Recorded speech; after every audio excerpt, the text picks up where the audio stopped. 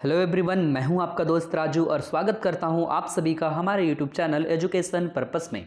दोस्तों, जैसा कि आपको पता है कि एक दिन पूर्व ही विनोबा भावे यूनिवर्सिटी के तरफ से पीजी स्टूडेंट के लिए 2022 से 2024 जिनका सेशन है उनका एग्जामिनेशन फॉर्म फिलअप का डेट जारी कर दिया गया है, जो कि आज से ही शुरू हो रहा है। 18 तारीख तक उसका लास्ट डेट है। ठीक है। और जो है दोस्तों, इसके साथ साथ एक प्रेडिक्शन डेट भी जो है उसमें लिखा हुआ है 24 जनवरी के आसपास जो है प्रेडिक्शन डेट है। यानी आपके एमए के जो एग्जाम्स हैं वो बहुत ही ज़्यादा नज़दीक है, बहुत ही ज़्यादा करीब है, एमए, एमकॉम या एमएससी। ठीक है। तो हमारे इस चैनल के माध्यम से दोस्तों हिस्ट्री ऑनर्स वालों के लिए बहुत ही बेहतरीन मौका है कि वे इससे तैयारी कर सकते हैं और अपने एग्ज़ाम में अच्छे से अच्छे अंक प्राप्त कर सकते हैं। जैसा कि हमारे चैनल का रेट भी बहुत अच्छा रहा है। इससे पहले के जो यूजी के एग्जामिनेशंस थे या अभी भी बहुत सारे ऐसे स्टूडेंट्स हैं जो इससे जुड़कर हमारे चैनल्स को सब्सक्राइब करके और हमारे चैनल के वीडियोस से अपनी तैयारी को सफल बना चुके हैं और सफल बना भी रहे हैं। तो इस प्रकार से यदि आप पहली बार हमारे इस चैनल पर जुड़ रहे हैं तो प्लीज़ आप हमारे चैनल को सब्सक्राइब कर लें। यदि आपको सही मायने में हिस्ट्री से रिलेटेड किसी भी प्रकार की जानकारी चाहिए, किसी भी प्रकार की वेरी वेरी इंपॉर्टेंट क्वेश्चन की सॉल्यूशन चाहिए, उसके साथ साथ पीडीएफ चाहिए, तो आप हमारे चैनल से जुड़ सकते हैं। इसके लिए हमारे चैनल को सब्सक्राइब करें। सब्सक्राइब करने के साथ साथ बेल आइकन को ऑल पे सेट कर लें। चलिए अब मुद्दे की बात पे आते हैं। इस चैनल के माध्यम से जो आप अभी वीडियो देख रहे हैं, इस वीडियो पर आप क्या समझने वाले हैं। जैसा कि आप देख रहे हैं यहाँ पे, prepared on guidelines of the UGC course of study for MA. ठीक है। यानी under choice based credit system के आधार पर जो यूनिवर्सिटी है हमारी विनोबा भावे यूनिवर्सिटी हजारीबाग, उसके आधार पर एमए का जो सिलेबस है वो मैं आपको सबसे पहले बता देता हूं। ठीक है। अब यहां बात आ जाती है कि इसके अलावा जो यूनिवर्सिटीज़ हैं वे क्या करेंगे।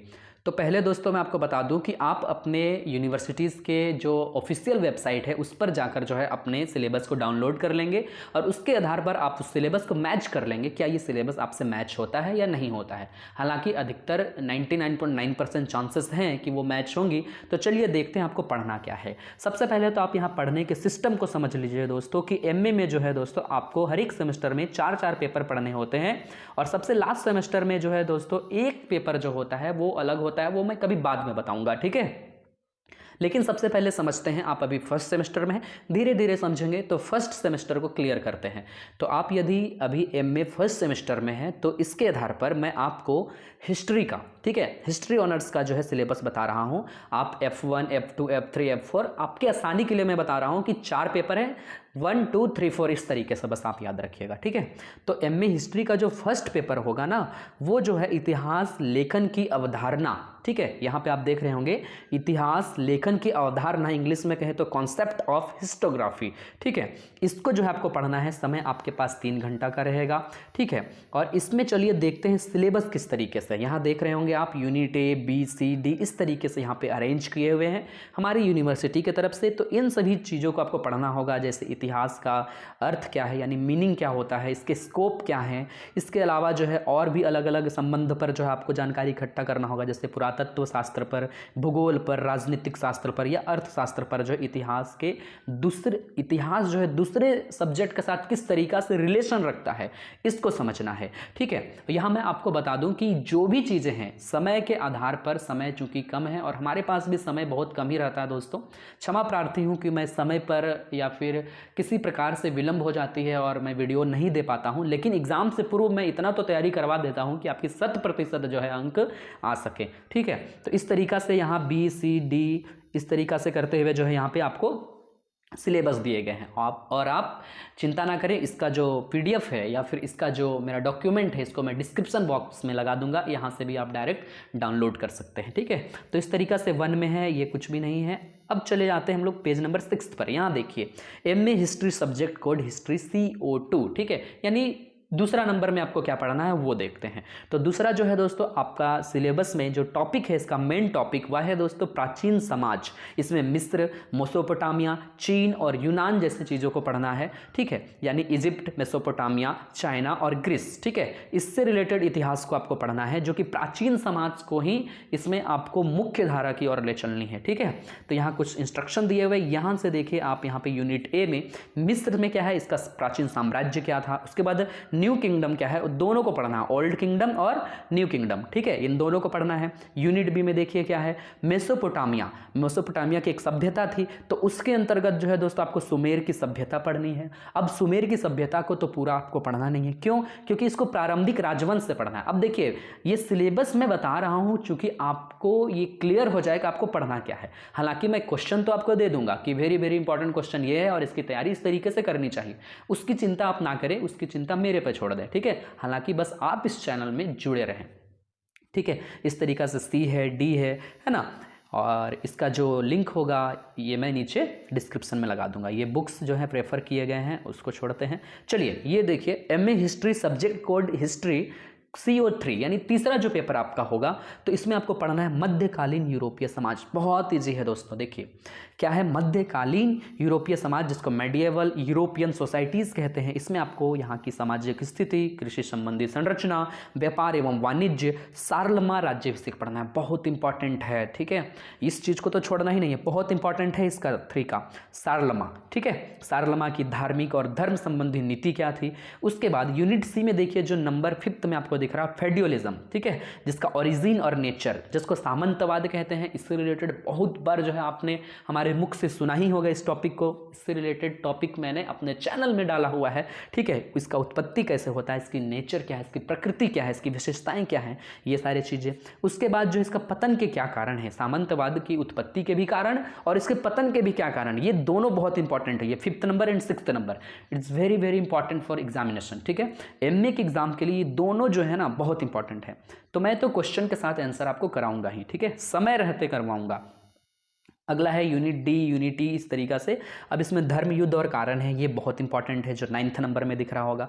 इस तरीका से जो भी इंपॉर्टेंट है ना वो मैं आपको समझा ही दूंगा, आप चिंता ना करें। इधर बुक रिकमेंडेशन है। चलिए अब 4 में जो आपको पढ़ना है F04, ठीक है।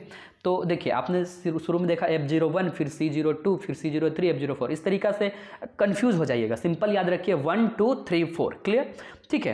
अब इसमें पढ़ना आपको मॉडर्न वर्ल्ड, ये बहुत ईजी है। चलिए मेरी माने तो ये इतना ईजी है, मेरा कहने का मतलब है कि यदि आप सही मायने में ग्रेजुएशन को, ठीक है, गौर से सुनिएगा, ग्रेजुएशन तक जो आपने अच्छे तरीके से मन लगाकर पढ़ाई की हो ना, तो मैं गारंटी देता हूं कि 80% सिलेबस इसको आपने कवर कर चुका है। चलिए बताता हूं क्यों। नीचे चलिए स्क्रॉल करते हैं, यहाँ पे कुछ चीज़ों की और ले चलते हैं। यहाँ देखिए संधि व्यवस्था, इसमें आंग्ल रूस, जापान ऑस्ट्रिया, रूस सर्बिया, आंग्ल जापान संधि, रूस जापान युद्ध, ये चीज़ें आपने शुरू में सुनी ही होगी। चाहे आप 11th के हिस्ट्री में चले जाएं, सॉरी 12th के हिस्ट्री में चले जाएं, या 7 8 के हिस्ट्री में चले जाएं, ये सारी चीज़ें भर के पढ़ी हुई हैं और आपके ग्रेजुएशन में भी पढ़ी होंगी, ठीक है। जैसे मोरक्को संकट, ये आपने पढ़ा ही होगा। बोस्निया संकट, आगादिर संकट, बाल्कन युद्ध, इसमें बाल्कन युद्ध के बारे में आपने बार बार जो है BA के एग्जाम में देखा होगा।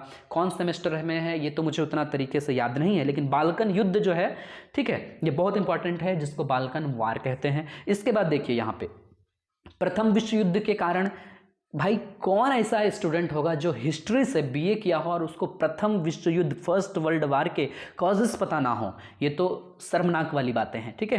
तो फर्स्ट वर्ल्ड वार के कॉजेस क्या हैं। दूसरा देखिए यहाँ पे क्या है, यूनिट बी में पेरिस शांति सम्मेलन, इसका भी वीडियो हमारे चैनल पर है। इससे रिलेटेड क्वेश्चन भी आपने जो है BA के एग्जाम में सॉल्व किया होगा किसी ना किसी सेमेस्टर में, आपको रिकॉल करने की जरूरत है। यदि आप सही मायने में अच्छे स्टूडेंट हो तो ये चीज़ें तो आपको समझ में आनी चाहिए, ये चीज़ें तो पढ़ी पढ़ाई चीज़ें हैं, ठीक है। उसके बाद यूनिट सी में चलते हैं। देखिए महान आर्थिक संकट एवं नया कार्यक्रम नीति, 1929 का अमेरिका की आर्थिक मंदी आपको याद है क्या? अगर याद है तो चिंता करने की कोई बात नहीं, और याद नहीं है तो भी चिंता करने की कोई बात नहीं, मैं हूं ना भाई, क्या दिक्कत है। अब चलिए नीचे आते हैं, यूनिट सी का नंबर 2 में देखिए इटली में फांसीवाद। इसमें क्या आपको देखने को मिल रहा है, इटली में फांसीवाद और जापान में सैन्यवाद, ये दोनों बहुत इंपॉर्टेंट है। इटली में फांसीवाद के क्या कारण थे, इटली में फांसीवाद की उत्पत्ति के क्या कारण रहे, जापान में सैन्यवाद के क्या कारण थे, इनके पतन के क्या कारण थे, ये बहुत इंपॉर्टेंट क्वेश्चन है, ठीक है। ये चीज़ें आपने नहीं देखी होंगी, हालांकि आपने NCERTs के बुक में देखा होगा जब आप अंडर 12th पढ़ रहे होंगे, ठीक है। उसके बाद चलिए जर्मनी में नाजीवाद, यूनिट डी का 1 में देखिए, ये भी बहुत इंपॉर्टेंट सवाल आपके सामने दागता है। कहने का मतलब है क्वेश्चन पूछा जाता है जर्मनी में नाजीवाद के क्या कारण रहे, ठीक है, नाजीवाद की उत्पत्ति के क्या कारण रहे, इस तरीके से सवाल आते हैं। दूसरा नंबर देखिए यूनिट डी का ही, द्वितीय विश्व युद्ध के कारण एवं प्रभाव। बताइए भाई, ये आपको पता नहीं होगा तो समझ लो कि आप हिस्ट्री के स्टूडेंट के नाम पे क्या हो, आगे खाली जगह खुद भर लो, ठीक है। यूनिट डी में चलते हैं, यूनिट ई में चलते हैं, सॉरी।